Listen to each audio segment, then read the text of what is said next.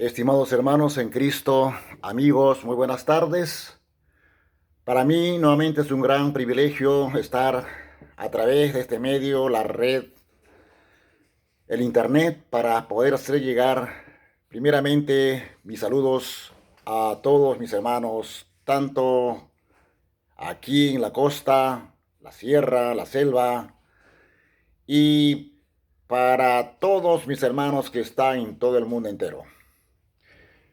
Saludos también para la Iglesia Bíblica Redentor en Texas, Houston, y también saludo para su pastor. En esta tarde vamos a gozarnos con la palabra de Dios. Voy a pedir los que tienen sus Biblias, si no escuchen nomás, en 1 Corintios capítulo 1, versículo 23 y versículo 24. Dice la palabra de nuestro Dios. Pero nosotros predicamos a Cristo crucificado, para los judíos ciertamente tropezadero, y para los gentiles locura. Mas para los llamados, así judíos como griegos, Cristo, poder de Dios y sabiduría de Dios. Quiero antes hacer una división de este versículo, porque encierra grandes verdades en estos dos versículos. Pero solamente yo tengo tres grandes verdades de Cristo en estos versículos. Y quiero mencionar el número 1, Cristo, piedra de tropiezo. El número 2, Cristo, poder de Dios. Y tercero, Cristo crucificado. Cuando Cristo vino a este mundo, fue llamado piedra de tropiezo por muchos. También de la misma manera, hoy en día, también Cristo es llamado piedra de tropiezo. ¿Y por qué Cristo es piedra de tropiezo para muchos? ¿Sabes por qué? Porque cuando predicamos a Cristo, a mucha gente les aburre. A otras personas, este mensaje es un escándalo. Otros se ofenden, porque el mensaje de Cristo no va en alineación con sus conceptos o con sus ideas. Por ejemplo, hay sectas, hay religiones, siguen siendo Cristo una piedra de tropiezo para estas religiones. ¿Y sabes por qué? Porque el mensaje de Cristo está contra su sistema religioso. Así como en los días cuando Cristo estuvo aquí en este mundo en su ministerio terrenal, había una gran contienda entre la teología judía y la doctrina de Jesús. También en los días de Pablo, no solo los judíos, sino también los griegos con sus filosofías y el paganismo con sus deidades y mitologías. De la misma manera, en este mundo de hoy en día, hay sectas que afirman que Cristo no es Dios y que la salvación y la vida eterna no está en Él. Estimados amigos, sin embargo, yo quiero probarle con la palabra de Dios en esta tarde que Jesucristo sí es Dios. Que Jesucristo sí es Dios. Porque solamente Dios es quien salva. Porque solamente Cristo es quien salva. Porque solamente Cristo es quien perdona o quien Dios perdona. Porque solo Dios es la respuesta.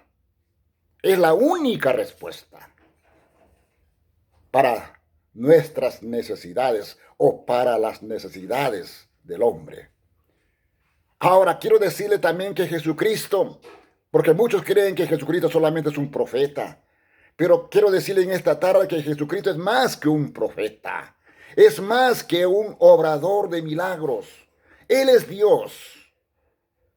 Israel y el mundo entero en esos tiempos pasados no creían que iba a venir Jesús a nacer de una forma humana. Pero la Biblia dice bien claro que el Verbo fue hecho carne y habitó entre nosotros. Y llamará su nombre, dice en otro pasaje, y llamará su nombre Emmanuel, que significa Dios con nosotros. Por tanto, Él es el único que puede darte esperanza, estimados amigos. Por eso me atrevo a predicar en esta tarde por medio de esta red social, porque hay un solo propósito, hay un solo mensaje, tanto para la costa, tanto para la sierra y la selva y para todo el mundo entero, que Jesucristo es Dios, que Jesucristo es la única respuesta para los problemas de la humanidad. Quizás alguien dirá, hermano predicador, yo no entiendo cómo es que Dios nació de una virgen. No entiendo eso. ¿Cómo es que Jesús es Dios? Tampoco no entiendo eso. No entiendo cómo es que Él también puede ayudar los problemas o mis problemas o los grandes problemas de la humanidad. No entiendo todo esto. Quiero decir, estimados amigos, en esta tarde usted no tiene que entender todas esas cosas. Solo le pido que usted acepte a Jesús. Y cuando tú lo aceptas, no estás aceptando una religión, no estás aceptando una iglesia, ni tampoco estás aceptando a este predicador o cualquier otro predicador. No estás aceptando a un pastor, a un ministro o cualquier otro hombre. ¿Sabes qué? Usted está aceptando a Dios, porque Cristo Jesús es Dios. Y si Él es Dios, Él te perdonará de tus pecados y te transformará tu hombre natural en un hombre espiritual. Y así, progresivamente usted comprenderá quién es Jesús o quién es Dios, porque habrás pasado de las tinieblas a la luz. Amigos, una vez más quiero recalcar, y como siempre recalco en todos mis mensajes, no hay que confiar en los hombres. No confíe en los hombres, ni confíes en tu religión o en las religiones para tu salvación. ¿Por qué le digo eso? Porque mucha gente hoy en día confía en los hombres. Confían, por ejemplo, en algunos personajes de la historia, como por ejemplo muchos confían en Buda. Muchos confían, por ejemplo, en este hombre llamado, muy conocido por el mundo, Carlos Marx. Otros confían, por ejemplo, en Mahoma. Pero todas estas personas están muertos. Amigos, estoy en esta vía digital, como decimos, para decirle que la tumba de Cristo está vacía. Cristo no está muerto. Cristo vive por los siglos de los siglos. Por eso, confíe en Él, porque solamente en Él hay vida, pero vida eterna. El versículo 24 nos dice, pasamos a nuestro segundo punto, Cristo es el poder de Dios. Así nos dice el versículo 24. Dice, más para los llamados, así judíos como griegos, Cristo poder de Dios. El apóstol Pablo dice que Jesucristo es el poder de Dios. Y cuando hablamos del poder de Dios, nadie podrá quitar, nadie podrá interrumpir o nadie podrá neutralizar el poder de Dios en Cristo. Porque ese poder es un poder para salvar, pero para salvar perpetuamente al hombre de sus pecados. Para cambiar tu vida o las vidas de las personas. Si ellos o si tú vienes a Él por medio de la fe. Mucha gente están atados en sus vicios, esclavos de vicios, esclavos de su alcoholismo, de sus drogas y otros vicios más.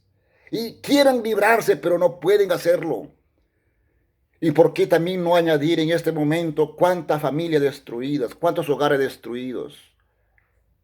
Y hacen todo lo posible para tratar de remediar, de solucionar. Y no encuentran remedio. Alguien dirá, Hermano predicador, ¿por qué hay tantos problemas en el mundo? ¿Por qué hay tantos problemas dentro de la vida de las personas? ¿Por qué hay tanto odio? ¿Por qué hay tanto amargura? ¿Por qué tanto ira en los corazones? Guerras en los corazones de los hombres. ¿Por qué? Estimados amigos, entienda bien esto lo que voy a decir en este momento. ¿Sabes por qué? Porque el hombre cayó en el Edén y cometió el pecado de desobediencia. Pecó contra Dios. Y como consecuencia, la Biblia dice, vino la muerte, y esa muerte pasó a todos los hombres, por tanto, todos pecaron y todos murieron espiritualmente, como dice la Biblia, están separados de la gloria de Dios. El mundo entero está bajo sentencia de muerte. ¿Por qué? Por causa de su pecado. Permíteme aclarar un momento acerca de esto. Permíteme aclarar sobre el pecado.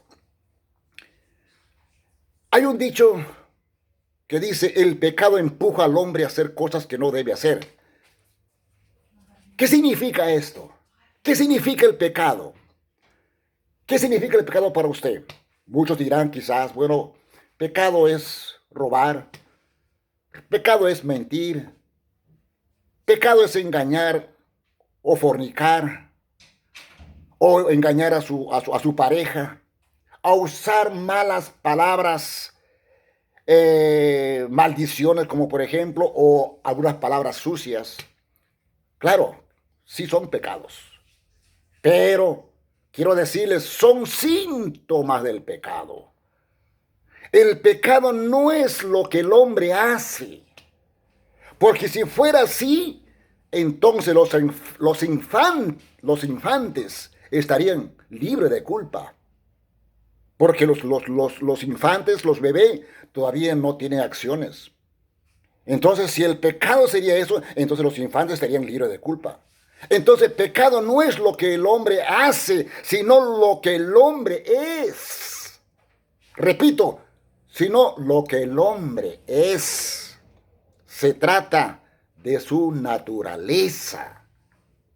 Diríamos en otras palabras o en otra forma, el hombre no hace el pecado, sino el hombre es pecador por naturaleza. Y esa naturaleza es lo que le empuja a pecar. Por tanto, quiero decirles, estimados amigos, ningún poder en esta tierra podrá cambiar esa naturaleza pecaminosa que te empuja a pecar. Nadie podrá cambiar. Tu religión no podrá cambiar. Cualquier religión que usted tiene no podrá cambiar, no podrá quitar, no podrá destruir ese mal que está dentro de ti. Ese egoísmo que está dentro de tu corazón, nadie podrá quitarte. Esa avaricia, esa amargura, ese orgullo. No son problemas físicos, estimados amigos, sino son problemas espirituales. Y solamente Jesucristo, poder de Dios, puede dar solución a esos problemas. Paso a mi último punto, el número 3. Dice el versículo 23, pero nosotros predicamos a Cristo crucificado. Esta es la afirmación más poderosa que usted ha escuchado y la afirmación más poderosa que muchos han escuchado. Jesucristo, el crucificado. Muchos quizás dirán en este momento, hermano predicador, no entiendo esto. Si Cristo es poder de Dios, como usted acaba de decir, ahora estoy escuchando un Cristo débil. Ahora es un Cristo crucificado. Y aún más, si Él es Dios, ¿cómo pudieron haberle crucificado? ¿Cómo pudieron haberle matado? Bueno, no tengo mucho tiempo para hacer detalles largos sobre esto. Solo quiero decirle que Jesucristo también era humano. Pero yo me centralizo en la parte, en la esencia, en su esencia y su naturaleza divina. Escucha bien esto lo que voy a decir. Escuchan bien. La multitud esa gente, esa multitud de gente que le despreciaban, esa gente que eh, que tenía un odio en su corazón. Algunos se burlaban, otros le daban bofetadas. Dice la Biblia que aún le arrancaban su barba, los látigos que caían sobre su cuerpo. Esa multitud, estimados amigos, por sí mismo no hizo nada para matar a Cristo. Cristo pudo haber llamado en ese momento a sus legiones de ángeles para librarlo y desaparecerlo a los soldados y a toda esa gente y a todos sus enemigos y un abrir y cerrar de ojos. Pero no fue así. ¿Sabes por qué? Porque porque Jesucristo se fue a la cruz para morir y dar su vida por nosotros voluntariamente. Ninguna acción del hombre impresionó a Cristo. ¿Por qué? Porque Él había venido del cielo a la tierra con un propósito bien definido. Y ese propósito era venir a morir en la cruz y pagar el precio para darnos libertad y salvación. Fue a la cruz valerosamente y así valerosamente derramó su sangre en rescate por nuestros pecados. Y entonces, y esos escarnecedores, esa gente que estaba detrás de Jesús escarneciéndole, entonces, ellos solamente estaban demostrando hasta dónde el hombre se degrada, hasta dónde el ser humano se corrompe, hasta dónde el ser humano puede demostrar su bajeza espiritual, su naturaleza corrupta y depravada. Eso es lo que estaba demostrando esa gente. Pero escúchame, amigos, Jesucristo vino con un propósito y nadie podía obstaculizar ese propósito de que Jesucristo tenía que ir a la cruz voluntariamente para morir por nosotros, para darnos la salvación, para que nosotros seamos libres de esa condenación, de esa muerte, de esa sentencia mortal y eterna que tenía el ser humano por causa de sus pecados. Cristo vino justamente para morir o para cancelar esas deudas que teníamos nosotros, hermanos, por causa de nuestros pecados. Cristo murió, pero no solamente Cristo murió, Cristo también resucitó. Ahora Él vive. Él está vivo. Y como vivo que Él es, y como Dios que Él es, ahora Él nos invita y nos dice, ven, ven.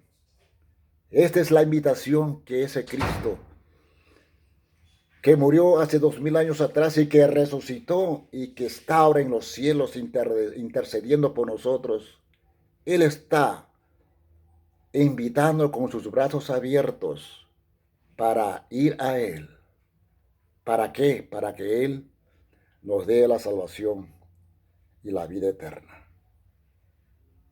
Por tanto, mi invitación es, ven a Él, y salvo serás. Gracias y que Dios le bendiga. Será hasta el próximo domingo.